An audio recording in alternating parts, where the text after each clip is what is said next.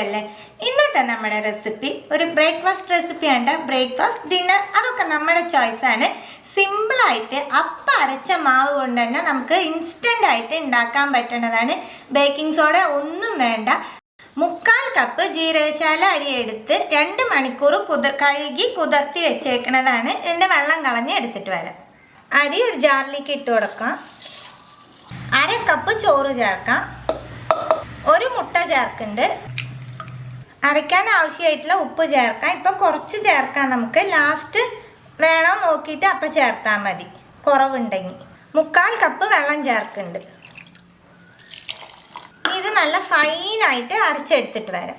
ഫൈനായിട്ട് അരച്ച മാവ് ഒരു ബൗളിലേക്ക് മാറ്റാം.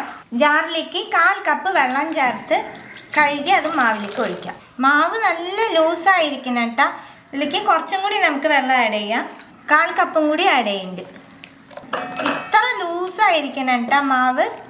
ഇപ്പോൾ ഉപ്പ് കറക്റ്റാണോ ഒന്ന് ടേസ്റ്റ് ചെയ്ത് നോക്കുക. കുറവുണ്ടെങ്കിൽ ചേർത്തോളൂ. ഞാൻ എടുത്ത് കാണിച്ചു തരാം മാവിൻ്റെ പാകം.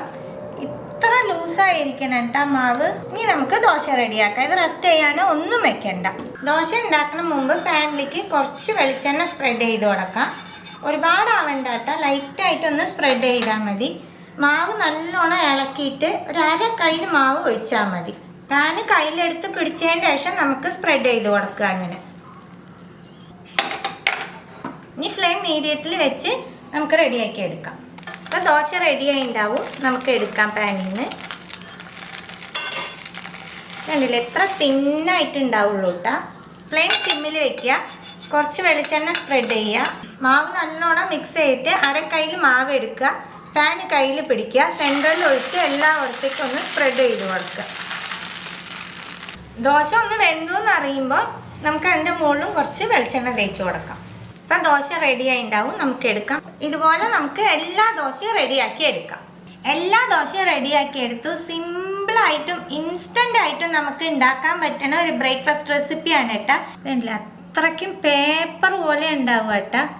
തീർച്ചയായിട്ടും എല്ലാവരും ട്രൈ ചെയ്ത് നോക്കണേ. ട്രൈ ചെയ്ത് നിങ്ങളുടെ ഫീഡ്ബാക്കൊക്കെ അറിയിക്കുക. പുതിയ റെസിപ്പി ആയിട്ട് അടുത്ത വീഡിയോയിൽ കാണാം. See you. Bye.